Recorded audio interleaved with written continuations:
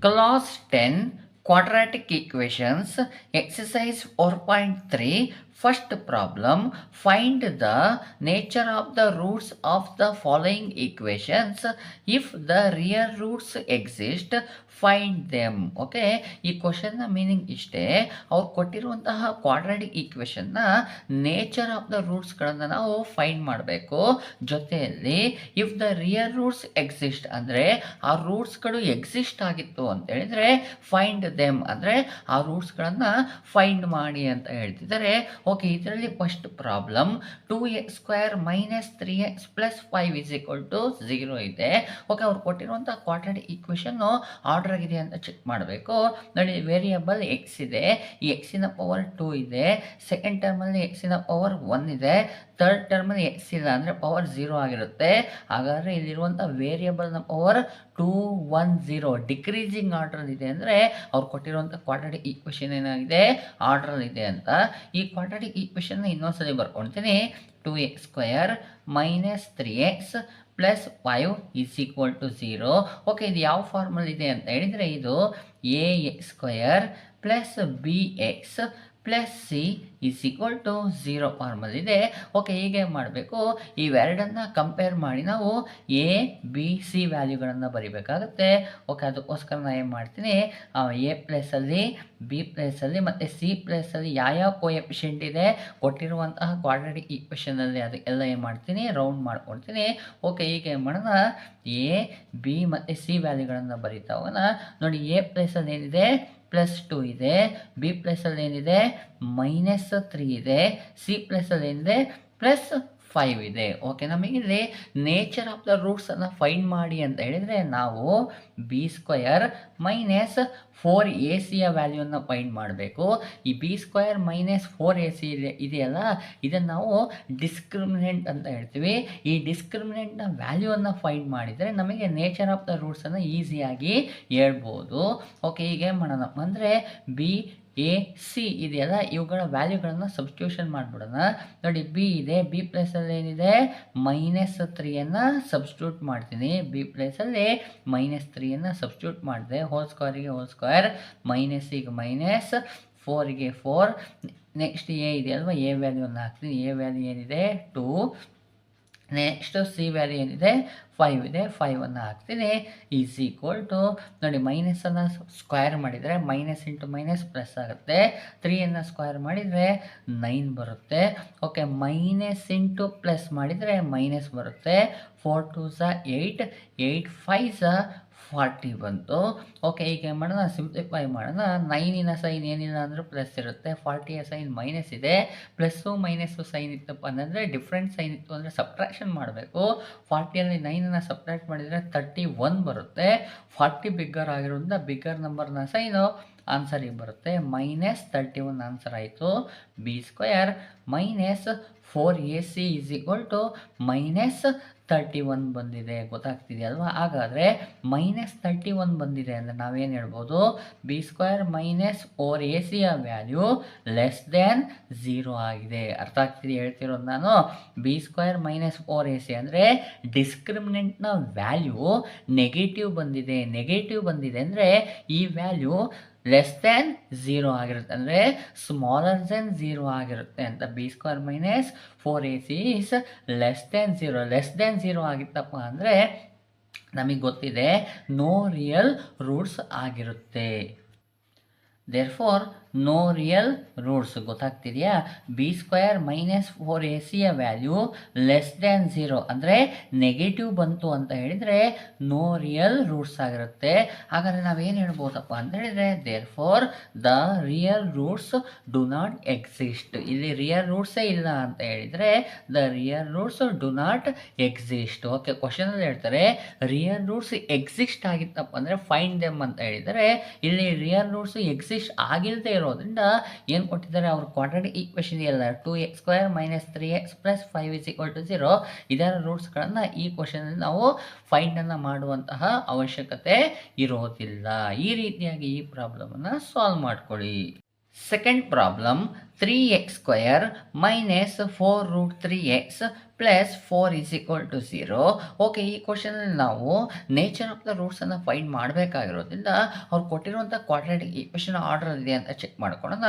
Okay, ಇಲ್ಲಿ variable X ಇದೆ, ಎಕ್ಸಿನ power 2 ಇದೆ, ನೆಕ್ಸ್ಟ್ ಎಕ್ಸಿನ ಪವರ್ ಏನು ಇಲ್ಲ ಅಂದರೆ 1 ಇದೆ, ನೆಕ್ಸ್ಟಲ್ಲಿ ಎಕ್ಸ್ ಇಲ್ಲೇ ಇಲ್ಲ ಅಂದರೆ ಎಕ್ಸಿನ ಪವರ್ 0 ಆಗಿದೆ. ಓಕೆ, ಹಾಗಾದರೆ ಪವರ್ಗಳನ್ನು ನೋಡಿದರೆ ನೋಡಿ 2 1 0 ಇದೆ, ಅಂದರೆ ಪವರ್ ಡಿಕ್ರೀಸಿಂಗ್ ಆರ್ಡರ್ ಇದೆ ಅಂದ ತಕ್ಷಣ ಅವ್ರು ಕೊಟ್ಟಿರುವಂಥ ಕ್ವಾಡ್ರಾಟಿಕ್ ಈಕ್ವೇಷನ್ ಏನಾಗಿದೆ, ಸ್ಟ್ಯಾಂಡರ್ಡ್ ಫಾರ್ಮಲ್ ಇದೆ ಅಂತ ಆಯಿತು. ಓಕೆ, ಈಗ ಏನು ಮಾಡ್ತೀನಪ್ಪ ಅಂದರೆ 3x² minus 4√3x plus 4 is equal to 0. ಅದು ಕೊಟ್ಟಿರುವಂಥ ಕ್ವಶನ್ನ ಇನ್ನೊಂದ್ಸಲಿ ಬರ್ಕೊಂಡಿದ್ದೀನಿ.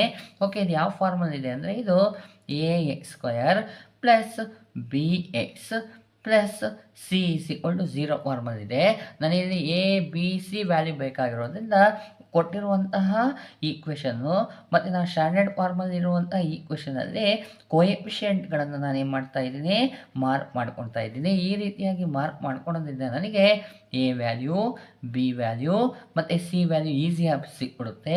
ನೋಡಿ, ಎ ಪ್ಲೇಸಲ್ಲಿ ಏನಿದೆ +3 ಇದೆ, ಬಿ ಪ್ಲೇಸಲ್ಲಿ ಏನಿದೆ -4√3 ಇದೆ, ಸಿ ಪ್ಲೇಸಲ್ಲಿ ಏನಿದೆ +4 ಇದೆ. ಓಕೆ, ನಾವಿಲ್ಲಿ ನೇಚರ್ ಆಫ್ ದ ರೂಟ್ಸನ್ನು ಫೈಂಡ್ ಮಾಡಬೇಕಾಗಿರೋದ್ರಿಂದ b² ಮೈನಸ್ 4ac ವ್ಯಾಲ್ಯೂವನ್ನು ಫೈಂಡ್ ಮಾಡೋಣ, ಅಂದರೆ ಡಿಸ್ಕ್ರಿಮಿನೆಂಟ್ನ ವ್ಯಾಲ್ಯೂವನ್ನು ಫೈಂಡ್ ಮಾಡೋಣ. ಬಿನ ವ್ಯಾಲ್ಯೂ ಎಷ್ಟು, ಬಿನ ವ್ಯಾಲ್ಯೂ -4√3 ಹೋಲ್ ಸ್ಕ್ವಯರ್. ನೋಡಿ, ಇಲ್ಲಿ b² ಅಂತ ಹೇಳಿದರೆ ಬಿ ವ್ಯಾಲ್ಯೂಗೆ ಹೋಲ್ ಸ್ಕ್ವಯರ್ ಮಾಡಬೇಕು. -4ಗೆ 4 ಬರೀತೀನಿ. ಎ ವ್ಯಾಲ್ಯೂ ಎಷ್ಟಿದೆ +3 ಇದೆ, ಸಿ ವ್ಯಾಲ್ಯೂ ಎಷ್ಟಿದೆ +4 ಇದೆ. ಓಕೆ, ಮೈನಸನ್ನು ಸ್ಕ್ವಯರ್ ಮಾಡಿದರೆ ಮೈನಸನ್ನು 2 ಟೈಮ್ ಮಲ್ಟಿಪ್ಲೈ ಮಾಡಬೇಕು, ಮೈನಸ್ ಇಂಟು ಮೈನಸ್ ಪ್ಲಸ್ ಬರುತ್ತೆ.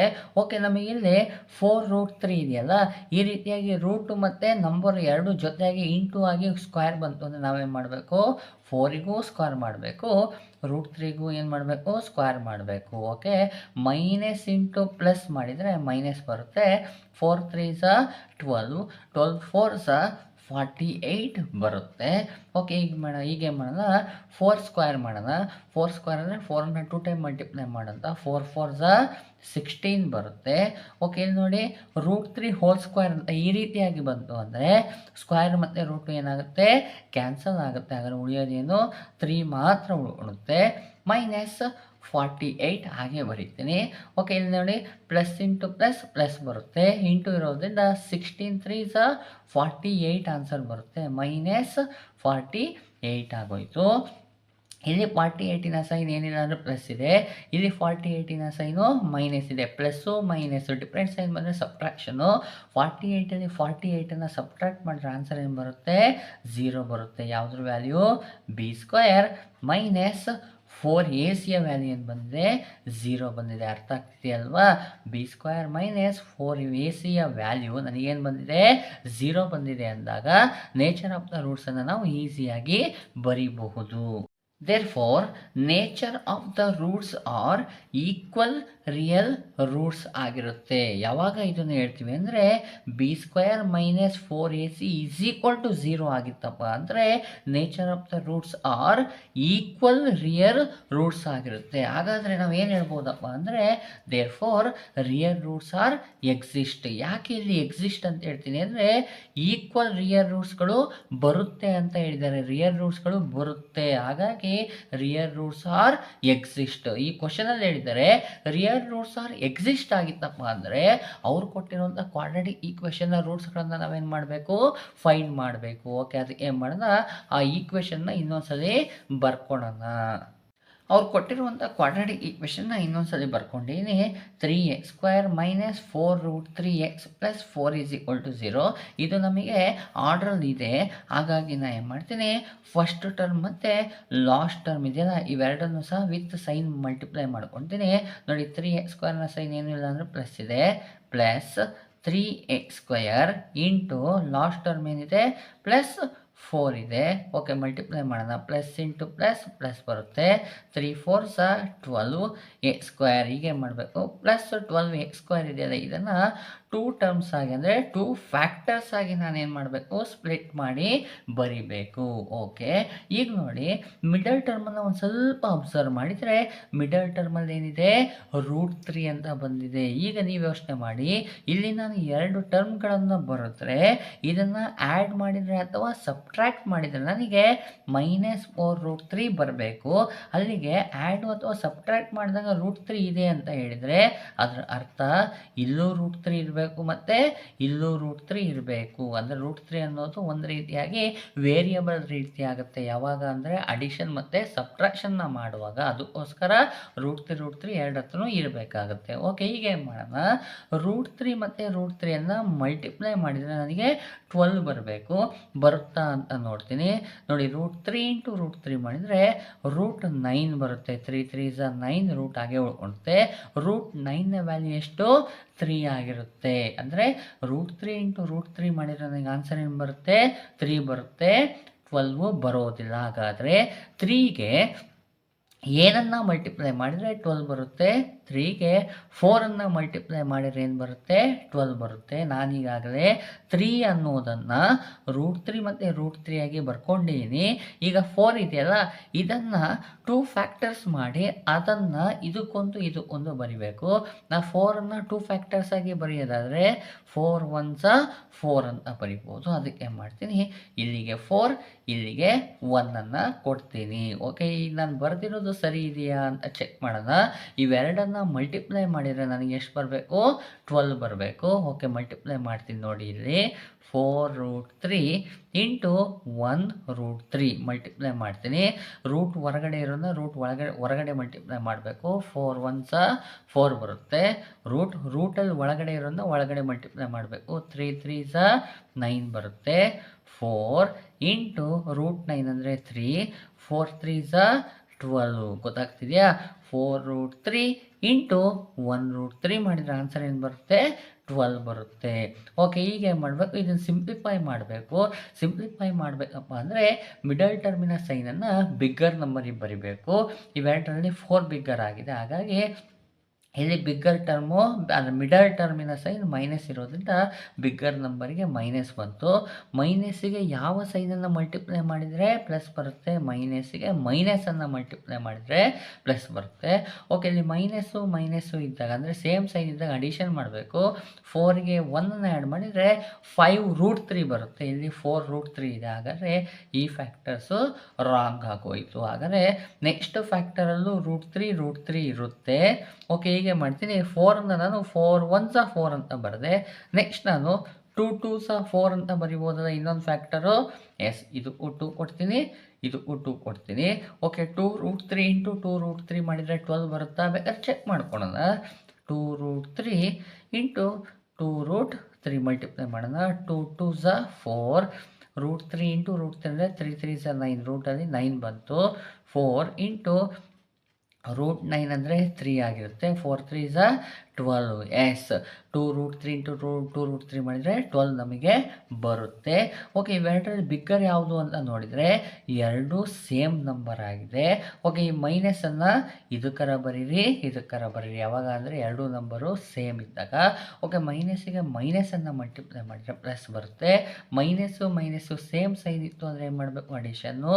2√3 ಪ್ಲಸ್ 2√3 ಮಾಡಿದರೆ 4√3 ಬರುತ್ತೆ. ಹಾಗಾದರೆ ನಮ್ಮ ಫ್ಯಾಕ್ಟರ್ಸ್ ಏನಾಗಿದೆ, -2√3 -2√3 ಆಗಿರುತ್ತೆ. ಇದು x² ಇರೋದ್ರಿಂದ ಇದಕ್ಕೊಂದು ಎಕ್ಸು, ಇದಕ್ಕೊಂದು ಎಕ್ಸನ್ನು ನಾನು ಕೊಡ್ತೀನಿ. ಗೊತ್ತಾಗ್ತಾ ಇದೆಯಲ್ವಾ?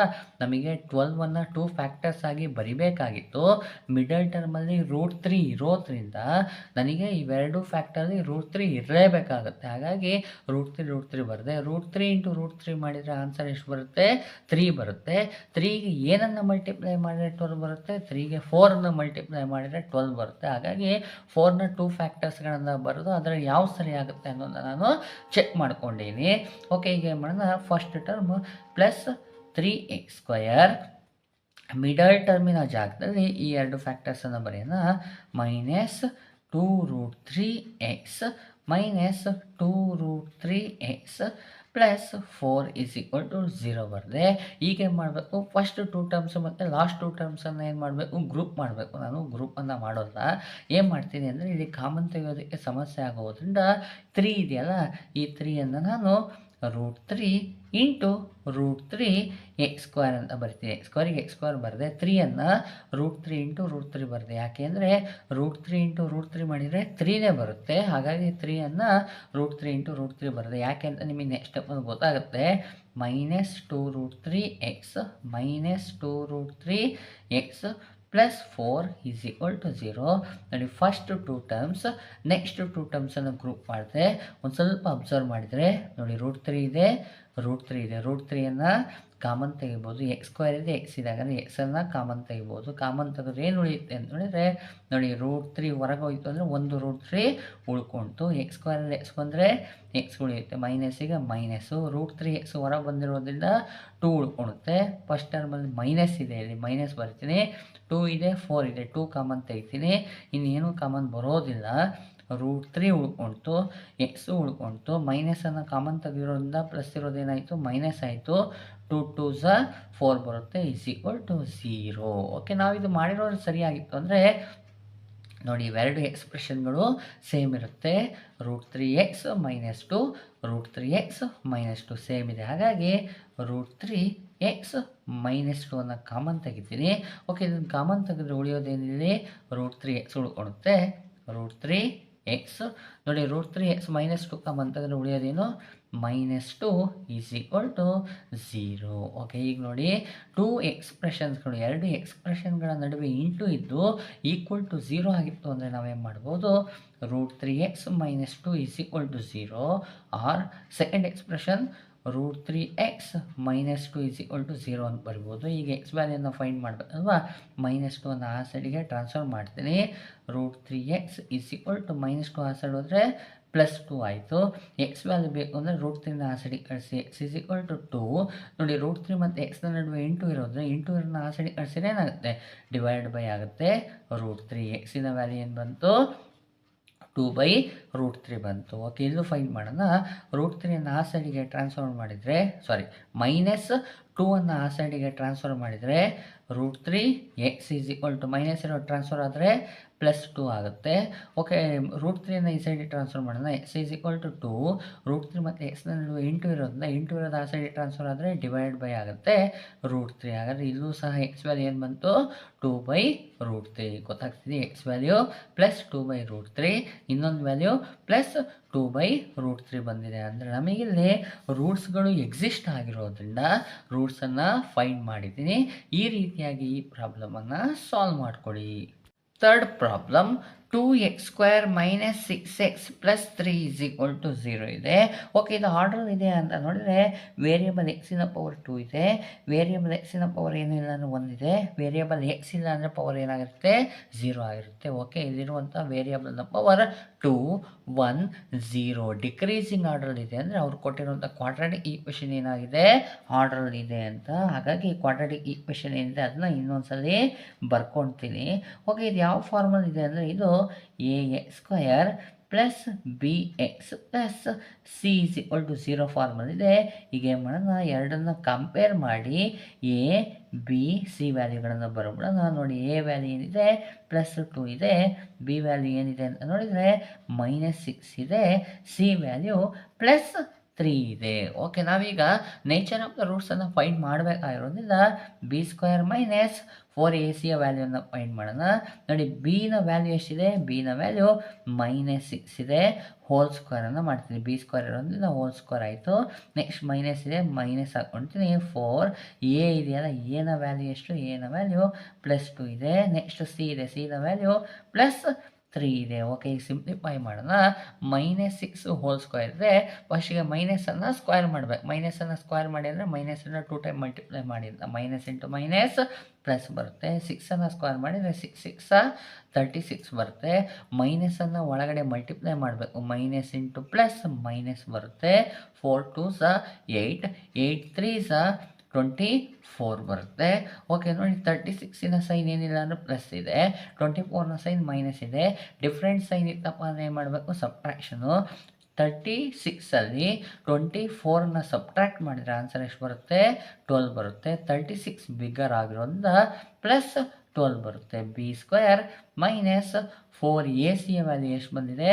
ಪ್ಲಸ್ 12 ಬಂದಿದೆ. ಪ್ಲಸ್ 12 ಬಂದರೆ ಪಾಸಿಟಿವ್ ಬಂದಿದೆ. ಪಾಸಿಟಿವ್ ಅಂತ ಹೇಳಿದರೆ ಬಿ ಸ್ಕ್ವೇರ್ ಮೈನಸ್ 4ac ಯ ವ್ಯಾಲ್ಯೂ ಏನಾಗಿರುತ್ತೆ? ಗ್ರೇಟರ್ ದೆನ್ 0 ಆಗಿರುತ್ತೆ. ಗೊತ್ತಾಗ್ತಿದೆಯಲ್ವಾ? ನೆಗೆಟಿವ್ ವ್ಯಾಲ್ಯೂ ಬಂದಿತ್ತು ಅಂದರೆ ಸ್ಮಾಲರ್ ದೆನ್ 0 ಆಗಿರುತ್ತೆ. ಯಾವುದು? B square minus 4ac. Positive ಆಗಿದೆ ಅಂತ ಹೇಳಿದರೆ ಬಿ ಸ್ಕ್ವೇರ್ ಮೈನಸ್ 4ac ಯ ವ್ಯಾಲ್ಯೂ ಗ್ರೇಟರ್ ದೆನ್ 0 ಆಗಿರುತ್ತೆ. ಓಕೆ, ಗ್ರೇಟರ್ ದೆನ್ 0 ಆಗಿತ್ತಪ್ಪ ಅಂದರೆ nature of the roots are ಏನಾಗಿರುತ್ತೆ? ಡಿಸ್ಟಿಂಕ್ಟ್ ರಿಯಲ್ ರೂಟ್ಸ್ ಆಗಿರುತ್ತೆ. Therefore nature of roots are distinct real roots. ನೋಡಿ, ಡಿಸ್ಟಿಂಕ್ಟ್ ರಿಯಲ್ ರೂಟ್ಸ್ ಅಂತ ಹೇಳಿದರೆ ಈ ಕ್ವಾಡ್ರಾಟಿಕ್ ಈಕ್ವೇಷನ್ಗೆ ಅಂದರೆ ಅವ್ರು ಕೊಟ್ಟಿರುವಂತಹ ಕ್ವಾಡ್ರಾಟಿಕ್ ಈಕ್ವೇಷನ್ಗೆ 2 ರೂಟ್ಸ್ಗಳು ಬರುತ್ತೆ. ಆ 2 ರೂಟ್ಸ್ಗಳು ಏನಾಗಿರುತ್ತೆ? Distinct real roots. Distinct real roots ಅಂತ ಹೇಳಿದ್ರೆ ಬೇರೆ ಬೇರೆ ರೂಟ್ಸ್ಗಳು ಬರುತ್ತೆ. ಬರುವಂಥ 2 ರೂಟ್ಗಳು ಏನಾಗಿರುತ್ತೆ? ಡಿಫ್ರೆಂಟ್ ಆಗಿರುತ್ತೆ ಅಂತೇಳಿ. ಅಂದರೆ ರೂಟ್ಸ್ಗಳು ಇದೆ ಅಂತ ಆಯಿತು ಅಲ್ವಾ? Okay, therefore real roots are exist. ರೂಟ್ಗಳು ಏನಾಗಿರುತ್ತೆ? ಎಕ್ಸಿಸ್ಟ್ ಆಗಿರುತ್ತೆ. ಹಾಗಾಗಿ ನಾವೇನು ಮಾಡಬೇಕು? ಅವ್ರು ಕೊಟ್ಟಿರುವಂತಹ ಕ್ವಾಡ್ರಾಟಿಕ್ ಈಕ್ವೇಷನ್ನ ರೂಟ್ಸ್ಗಳನ್ನು ಫೈಂಡ್ ಮಾಡಬೇಕು. ಓಕೆ, ಇದು ಕೊಟ್ಟಿರುವಂಥ ಕ್ವಾಡ್ರಾಟಿಕ್ ಈಕ್ವೇಷನ್ನ ರೂಟ್ಸ್ಗಳನ್ನು ಫ್ಯಾಕ್ಟರೈಸೇಷನ್ ಮೆಥಡಿಂದ ನಾವು ಮಾಡೋಣ ಅಂತ ಟ್ರೈ ಮಾಡಿದರೆ ಫ್ಯಾಕ್ಟರೈಸೇಷನ್ ಮೆಥಡಿಂದ ಇದನ್ನು ನಾವು ಸಾಲ್ವ್ ಮಾಡೋದಕ್ಕೆ ಬರೋದಿಲ್ಲ. ಬರೋದಿಲ್ಲ ಅಂದರೆ ಯಾವ ಮೆಥಡನ್ನು ಫಾಲೋ ಮಾಡಬೇಕು ಅಂದರೆ ನಿಮಗೊಂದು ಮೆಥಡ್ ಇದೆ, ಅದು ಫಾರ್ಮುಲಾ ಮೆಥಡ್. ಫಾರ್ಮುಲಾ ಮೆಥಡಿಂದ ನಾವೇನು ಮಾಡಬೇಕು? ಫೈಂಡ್ ಮಾಡ್ಕೋಬೇಕು. ಓಕೆ, ಈಗ ಏನು ಮಾಡೋಣ? ಈ ಕ್ವಾಡ್ರಾಟಿಕ್ ಈಕ್ವೇಷನ್ನ ಸ್ಟ್ಯಾಂಡರ್ಡ್ ಫಾರ್ಮ್ ಜೊತೆಗೆ ಏನು ಮಾಡೋಣ? ಕಂಪೇರ್ ಮಾಡಿಕೊಂಡು ಎ ಬಿ ಸಿ ವ್ಯಾಲ್ಯೂವನ್ನು ನಾವೇನು ಮಾಡೋಣ? ಬರೀತಾ ಹೋಗೋಣ. ನೋಡಿ, ಎ ವ್ಯಾಲ್ಯೂ ಏನಿದೆ? +2, ಬಿ ವ್ಯಾಲ್ಯೂ ಏನಿದೆ? -6, ಸಿ ವ್ಯಾಲ್ಯೂ ಏನಿದೆ? +3 ಇದೆ. ಓಕೆ, ಇದಕ್ಕೆ ಫಾರ್ಮುಲಾ ಏನಿದಪ್ಪ ಅಂತ ಹೇಳಿದರೆ x is equal to -b ± root B square minus 4ac whole divide by 2a. ನೋಡಿ, ಈ ಫಾರ್ಮುಲಾನ ಯೂಸ್ ಮಾಡ್ಕೊಂಡು ನಾವು ಈ ಕ್ವಾಡ್ರಾಟಿಕ್ ಈಕ್ವೇಷನ್ನ ರೂಟ್ಸ್ಗಳನ್ನ ಈಸಿಯಾಗಿ ಫೈಂಡ್ ಮಾಡ್ಬೋದು. ಯಾವಾಗ ನಾವು ಫಾರ್ಮುಲಾ ಬಳಸ್ತೀವಿ ಅಂತ ಹೇಳಿದರೆ ಫ್ಯಾಕ್ಟರೈಸೇಷನ್ ಮೆಥಡಿಂದ ರೂಟ್ಸ್ಗಳನ್ನು ಫೈಂಡ್ ಮಾಡೋಕ್ಕೆ ಸಾಧ್ಯ ಇಲ್ಲ ಅಂದಾಗ ಫಾರ್ಮುಲಾವನ್ನು ಬಳಸ್ತೀವಿ. ಬೇಕಾದ್ರೆ ನೀವು ಇದನ್ನು ಫ್ಯಾಕ್ಟರೈಸೇಷನ್ ಮೆಥಡಿಂದನೇ ಸಾಲ್ವ್ ಮಾಡೋದಕ್ಕೆ ಟ್ರೈ ಮಾಡಿ. ಓಕೆ, ಈಗ ಏನು ಮಾಡೋಣ? ಎ ಬಿ ಸಿ ವ್ಯಾಲ್ಯೂಗಳನ್ನು ಈ ಫಾರ್ಮುಲಾದಲ್ಲಿ ಸಬ್ಸ್ಟಿಟ್ಯೂಷನ್ ಮಾಡಿಬಿಡೋಣ. ನೋಡಿ, ಡಿವೈಡ್ ಬೈ ಬರ್ಕೊಂಡ್ಬಿಡ್ತೀನಿ. ಮೈನಸ್ಸಿಗೆ ಮೈನಸನ್ನು ಬರೆದೆ. ಬಿ ವ್ಯಾಲ್ಯೂ ಏನಿದೆ? ಬಿ ವ್ಯಾಲ್ಯೂ -6 ಇರೋದ್ರಿಂದ ಆಫ್ -6 ಅಂತ ಬರ್ಕೊಳ್ತೀನಿ. ಅರ್ಥ ಆಯ್ತಾ?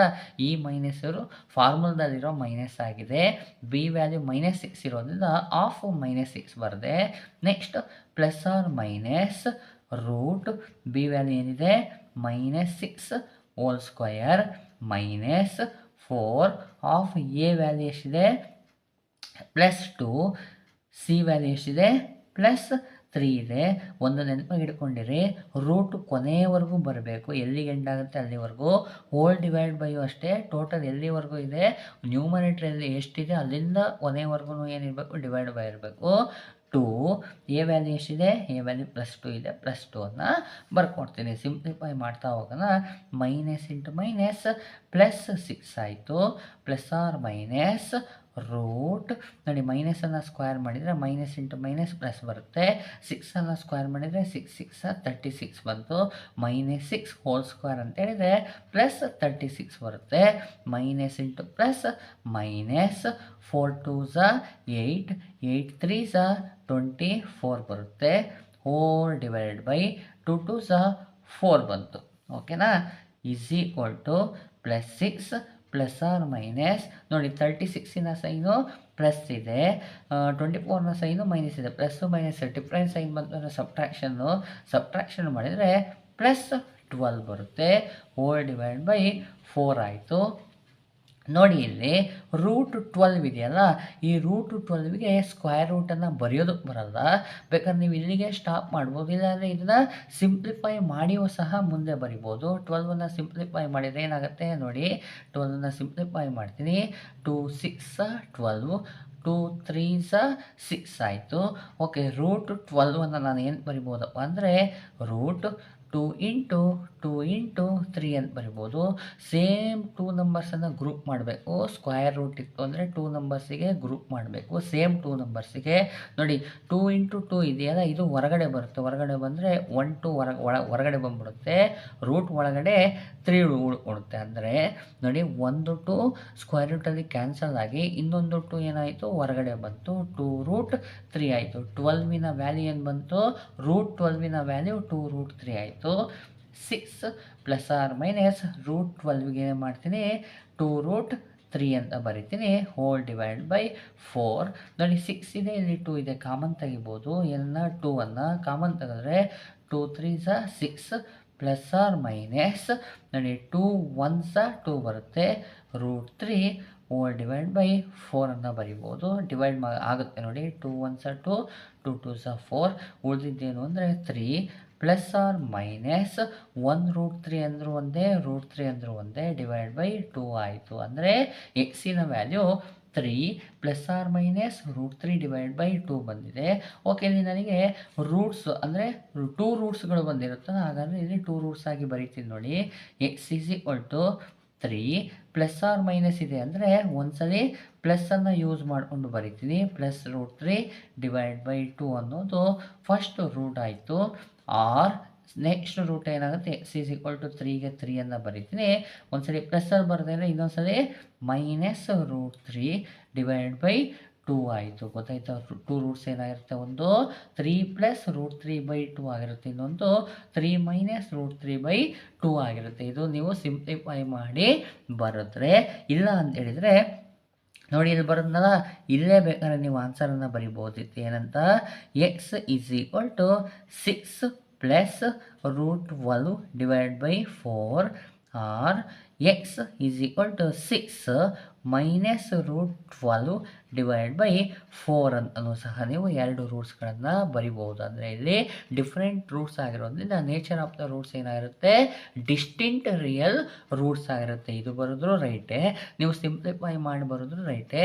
ನೀವು ಮ್ಯಾಕ್ಸಿಮಮ್ ಟೈಮಲ್ಲಿ ಸಿಂಪ್ಲಿಫೈ ಮಾಡಿ ಬರೆಯೋದಕ್ಕೆ ಟ್ರೈ ಮಾಡಿ. ಈ ರೀತಿಯಾಗಿ ನೀವು ಈ ಪ್ರಾಬ್ಲಮ್ಗಳನ್ನು ಸಾಲ್ವ್ ಮಾಡ್ಕೊಳ್ಳಿ.